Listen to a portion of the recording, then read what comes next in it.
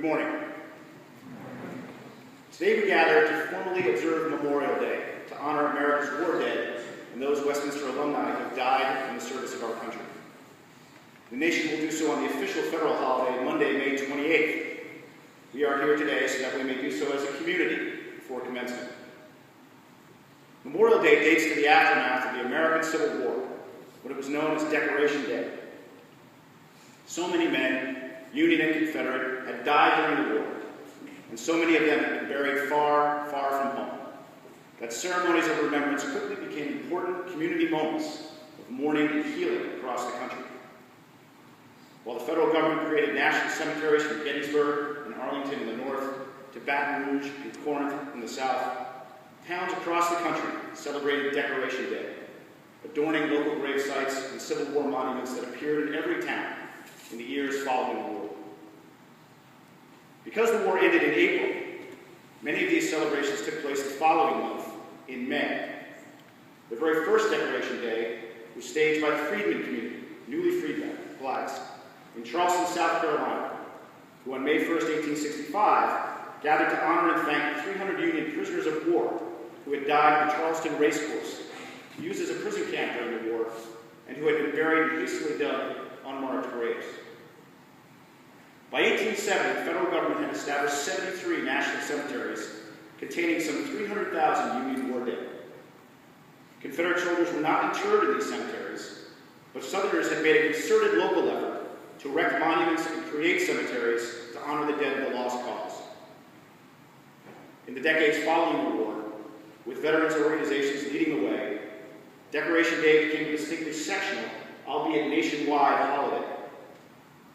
But as the 20th century arrived, and America's wars left these shores and became national efforts, flooded in terms of American exceptionalism and the country's imagined mission in the world, Decoration Day gave way to Memorial Day and evolved into a national celebration of remembrance and patriotism. Long state holidays held in early May, in the 1960s, in the middle of the Vietnam War, the federal government declared Memorial Day an official national holiday and set the date as the last Monday in May.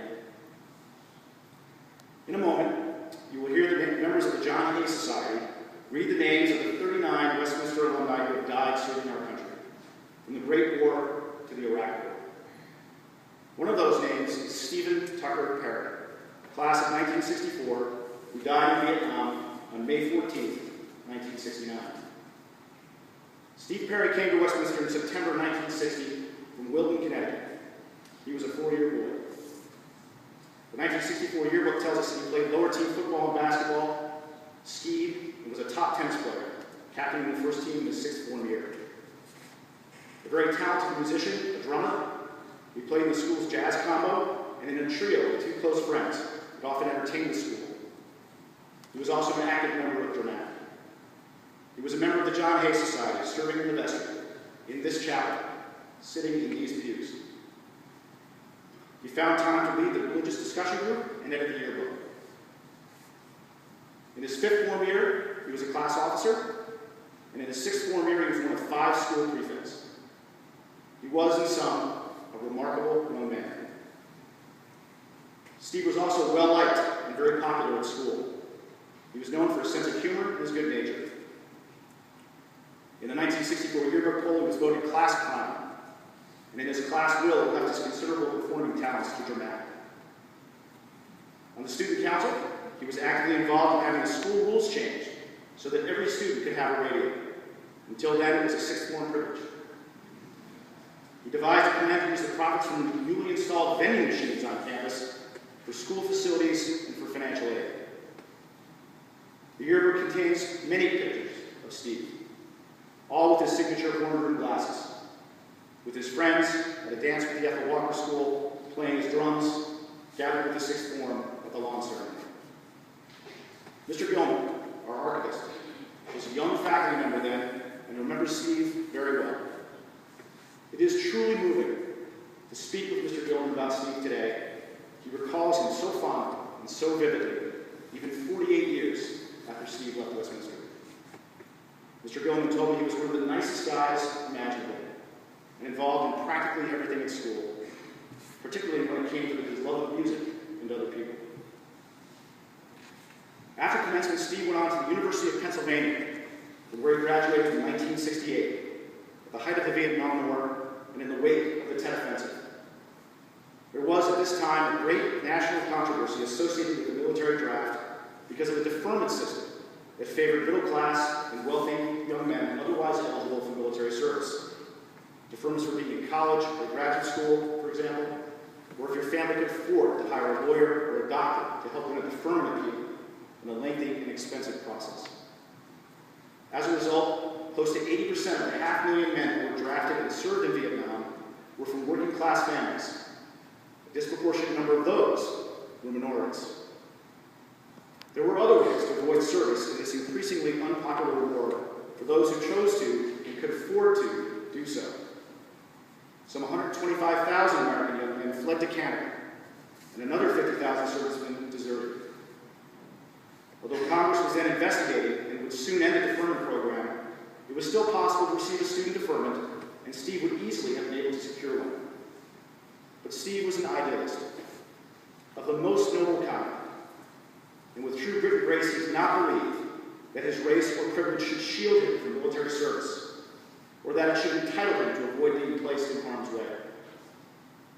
Though eligible to apply for officer candidate school, Steve volunteered, as did over 2/3 of the men who served in Vietnam, and entered the Army as an infantryman.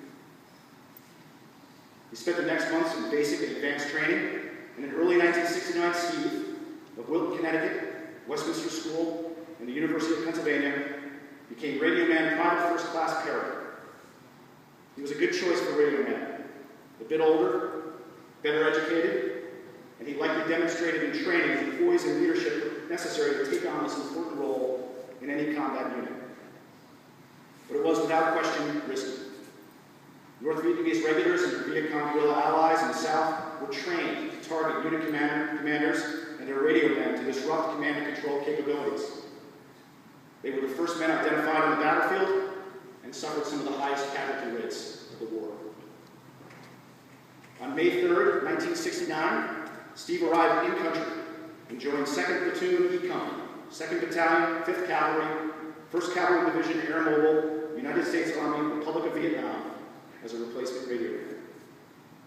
His platoon sergeant was Sergeant Samuel T. Baker of Natchez, Washington, who was only 20 years old, but had been in Vietnam for over a year.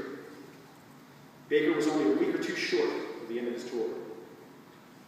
The 1st Cavalry Division was then participating in Operation Montana Scout, a roughly 3-month effort against NVA and AC units in Tay Ninh Province in southeast Vietnam, near the Cambodian border and the Ho Chi Minh Trail.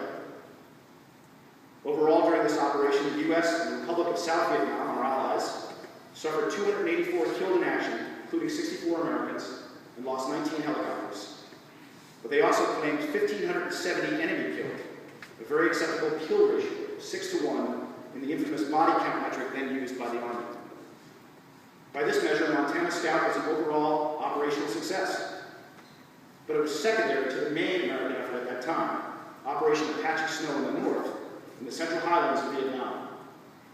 That operation produced the famous Hamburger Hill Battle at Apbayam Mountain, fought between May 10th and 20th, and widely regarded as a turning point of the war from the point of view of American media coverage and public opinion. Although an American military success, it was disastrous in terms of its conduct and casualties. On May 14th, Private First Class Perry, Sergeant Baker, and the rest of E Company were ordered to conduct small unit patrols and ambushes along enemy lines of communications and mounted their helicopters for Tay Ninh. The historical record does not tell us much about that day. We can imagine, cautiously, what it must have been like, but we can never really know. The hammering whomp, whomp, whomp of the helicopters, the heavy tropical air, the anxious young faces, the urgency of the wind as the helicopter swept in low over the jungle canopy and into the elephant grass of the landing zone. The first helicopter would have come in steeply, with the pilot initiating a controlled stall and a brief hover, with skids several feet above the ground and the prop wash flattening the tall grass. 2nd Platoon was in the lead, and as platoon sergeant and radio man, Baker and Perry, two very different young men from very different corners of this country, and with very different backgrounds, but who had arrived together in this moment, at this place, on the other side of the world, were the first men off the lead helicopter. Sergeant Sam Baker and Private First Class Steve Perry were killed almost the instant they left the helicopter. Baker standing tall, waiting for the men to rally around him, Perry by his side, with the radio on his back, and the long, curving antenna marking his position. The NVA were waiting, hidden in the tree line. The Americans never had a chance. Almost as soon as it happened, it was over. The NVA melted into the jungle and were gone. Orders were given and followed. A perimeter was secured. The mission continued. There were other firefights later that day. E Company suffered no other serious casualties. The helicopter returned for the body bags. The official casualty report for Private First Class Steve Perry lists the minimum facts in the sterile language of the military. Casualty reason, ground casualty. Casualty detail, gun or small arms fire. Casualty type, hostile, died outright. Remains, body recovered. He had been in Vietnam for 11 days. He was 23 years old. Steve Perry was killed in a day when 69 Americans died in Vietnam. Most of those men died far to the north, at by a mountain. But Sergeant Baker, Private Perry, one of the only ones to die in Tay Ninh Province that day. Separately, Private Rufus Stevenson, Flint, Michigan. Specialist 4th Class Daniel Abney of Tampa, Florida. Private Tommy Lee Brown of Pinehurst, Georgia. Private Mark Giron of Barberton, Ohio. And First Lieutenant Larry Wild of Birmingham, Michigan, at 24 the oldest, also died in Tay Ninh that day. Given the overall circumstances, the brief action in which Perry and Baker died was considered of no particular consequence at the time. They were not mentioned specifically in the after action report or in the 1st Cavalry's own wing of history. On June 27th, 6 weeks later, Life magazine published a famous and pivotal photo essay of the 242 Americans killed in the 1 week between May 28th and June 3rd, the week that included Memorial Day. On the cover was a haunting picture of 21-year-old Specialist 5th Class William C. Gearing of Rochester, New York, killed in Quan Tin. This issue of Life was the centerpiece in the rising tide of critical media coverage of the war. Perry missed it by 2 weeks. The American War in Vietnam stretched on for another 4 torturous years. On this day, we remember and honor our war day.